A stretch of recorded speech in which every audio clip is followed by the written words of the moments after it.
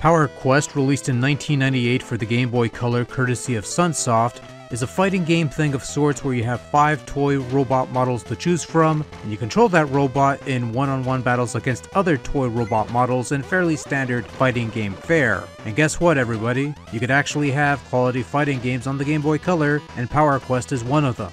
There's a couple modes of play in Power Quest: the one-player mode, which is straight up fighting against other robots in endless fashion, the Versus mode, which is playing against a friend via Game Link, and the Story mode, where you go around town, win battles to earn enough money to buy parts to upgrade your toy robot, and then eventually enter into the big national tournament and win the championship and that sort of thing. There's no battery backup to save your progress in the Story mode, but the game does provide you with passwords, so there's something at least. We'll start with the fighting game portion of Power Quest, since that's the whole bulk of the game. Power Quest provides you with 5 fully functional toy robots to choose from. There's also a 6th robot you could play with, but it's worthless, so I don't count it. From there, it operates much like a traditional fighting game would. You have 2 fighters on screen, whoever beats the other to a pulp wins. Each fighter has a few special moves they could execute with the usual quarter circle motions and stuff, as well as a couple super moves that could be performed when they filled their super meter stock.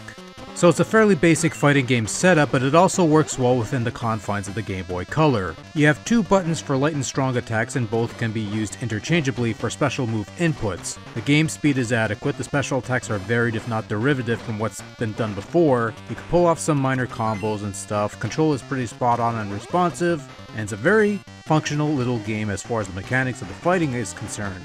Of course, with only 5 fighters on deck, Power Quest does feel a bit limiting in its overall scope.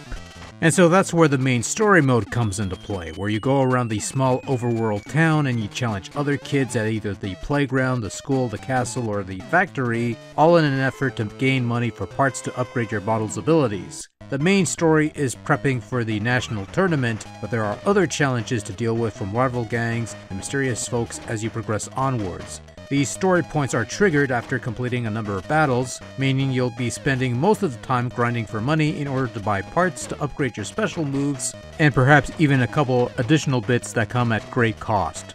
Now, this mode is not a bad idea on paper and serves to give Power Quest a more involved single-player experience than what a typical arcade mode-like setting would offer. However, with only 5 fighters in the game and a whole lot of time spent grinding for money for parts, it can get to a point where the whole thing feels a bit tedious. Even during the story encounters, you're still fighting the same robots you fought before, only with some heightened difficulty at times. Still, the core fighting mechanics makes the grind a bit more tolerable and serves as a good way to fine-tune your skills in the game.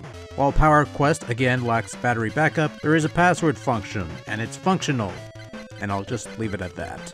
Power Quest looks pretty good for the most part. The overall is decent looking, with a couple simplistic looking characters roaming around the area. The mugshots for the various characters are well drawn single color portraits of the anime variety. And as far as the fighting engine goes, the 6 robot models have some size to them, they animate well enough, and look close enough to what you've got on that cool looking cover.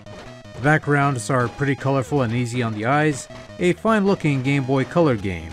On the flip side, you have some average sounding sound leaning upwards in Power Quest. Some mild sound effects of the Game Boy flavor are to be expected, and they serve the game well enough. As far as music goes, there's some quality tunes in there, with a couple standouts such as the title theme and this other one here, but otherwise, it's a thing that happens, nothing to complain about.